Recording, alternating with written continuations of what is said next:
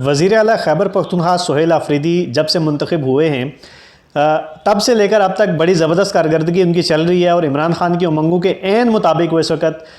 Ground के ऊपर जो है वो काम कर रहे हैं। KPK के अंदर 3 जलसे इस वक्त तक वो कर चुके हैं, जिसमें चारसद्दा, खैबर और करक के अंदर उन्होंने एक भरपूर अवामी ताकत का मुजाहरा किया और उन तमाम मुखालिफिन को ये पैगाम दिया कि जो सुहेल आफरीदी का रास्ता रोकने की बातें कर रहे थे, सुहेल आफरीदी के हवाले से ये बातें भी कर रहे थे कि सुहेल आफरीदी पर अवाम का एतमाद नहीं है। अस्सलाम वालेकुम, मैं हूँ हारून इफ्तिखार कुरैशी। आज कुछ अहम पेशरफ्त हैं सुहेल आफरीदी के हवाले से कि जब इमरान खान की तरफ से उन्हें नामजद किया गया था तो उस वक्त बिलखसूस मुस्लिम लीग नून के कुछ वज़रा भी सामने आए थे, जिन्होंने ये कहा था कि सुहेल आफरीदी को हम वज़ीर आला नहीं बनने देंगे क्योंकि सुहेल आफरीदी दहशत गर्दों के लिए नरम गोशा रखते हैं और उनको किसी सूरत भी हम वज़ीर आला मुंतखब नहीं होने देंगे। इमरान खान ने यह कहा था कि सुहेल आफरीदी पर उनका मुकम्मल एतमाद है, अवाम भी जो है वो मैंडेट सुहेल आफरीदी को देगी। सुहेल आफरीदी वज़ीर आला मुंतखब हुए, उसके बाद उन्होंने अमली तौर पर काम शुरू किया। 3 जलसे KPK के अंदर उन्होंने किए, जिसमें एक बहुत बड़ी तादाद अवाम की शरीक हुई और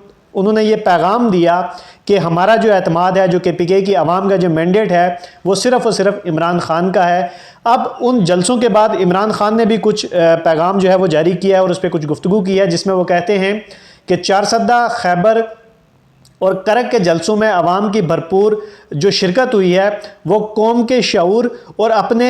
दिफा के अज़म की अक्कासी करती है कि अवाम अब अपने हकूक़ के लिए बाहर निकलना शुरू हो चुकी है। फिर वो कहते हैं कि अवामी राब्ता मुहिम को बेहतरीन अंदाज में जारी रखने पर मैं जलसे के तमाम मुंतज़मीन यानी कि जो सूबाई क़यादत है पाकिस्तान तहरीक इंसाफ की, उनको खराज तहसीन पेश करता हूँ। तहरीक इंसाफ को तहरीक तहफ़्फ़ुज़ आईन पाकिस्तान के साथ मिलकर हकीकी आज़ादी की तहरीक को मज़ीद तेज़ी से आगे बढ़ाना चाहिए और तहरीक तहफ़्फ़ुज़ आईन पाकिस्तान के जो सरबराह हैं महमूद खान अचकज़ई,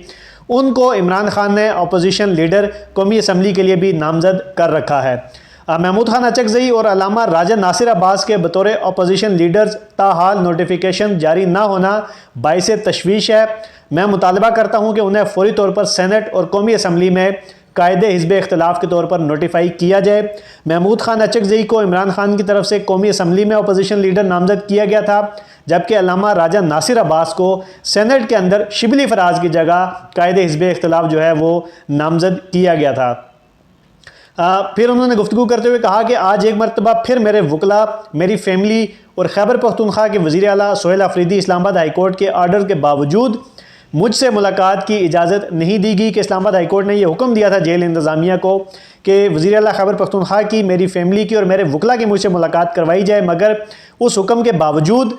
मुलाकात नहीं करवाई गई और उन्हें वापस लौटा दिया गया, जो न सिर्फ बुनियादी इंसानी हकूक़ बल्कि अदालती अहकामात की भी खुली खिलाफ वर्जी है।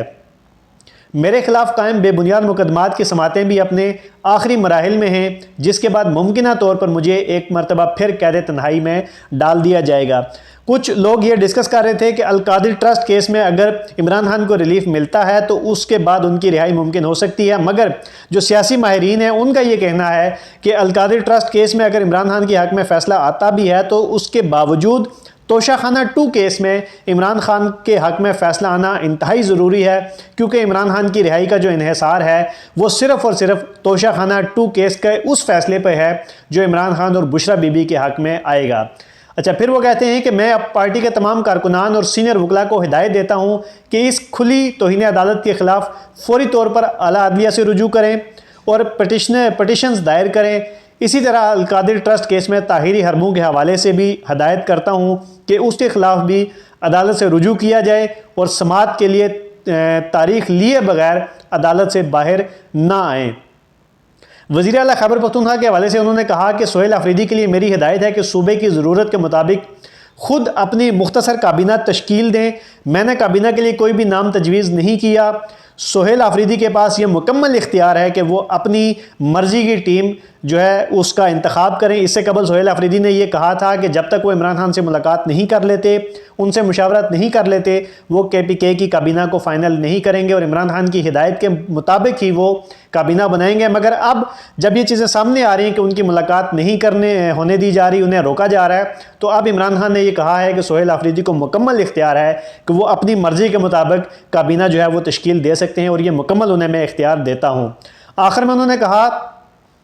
कि मैं ये वाजे करना चाहता हूँ कि अहमद चट्ठा और बिलाल एजाज मेरे पुराने और वफ़ादार साथी हैं, ये मेरे साथ खड़े हैं और उन्होंने बहुत कुर्बानियाँ दी हैं। मैं इनकी बरतरफ़ी के कोई अहकामात जारी नहीं किए। पार्टी से मुतल्लिक तमाम हिदायत और पैगामात सिर्फ सेक्रेटरी जनरल सलमान अकरम राजा के ज़रिए ही जारी किए जाएँ ताकि किसी किस्म की कन्फ्यूजन या गलत फहमी से बचा जा सके। इस पूरे पैगाम के अंदर दो चीज़ें बड़ी वाज़ेह थी। एक तो ये था कि पार्टी के हवाले से जो पैगाम था, उन्होंने कहा कि सलमान अकरम राजा जो बात करेंगे, जो पैगाम देंगे, वही अथेंटिक मानी जाएगी और तमाम हिदायत और तमाम पैगामात और सिर्फ सलमान अकरम राजा देंगे। इसकी वजह यह है कि उनके अलावा अगर कोई शख्स कोई बात करता है तो कन्फ्यूजन होती है। पार्टी का पैगाम जो भी होगा वो सलमान अकरम राजा देंगे। और दूसरा उन्होंने ये कहा कि सोहेल अफरीदी को मैं भरपूर इख्तियार देता हूँ कि वो अपनी मर्ज़ी के मुताबिक KPK की काबीना का इंतखाब कर सकते हैं। अब देखना यह है कि क्या गंडापुर काबीना के लोग ही सोहेल अफरीदी की काबीना में होंगे या उसमें कुछ तब्दीलियाँ आएंगी।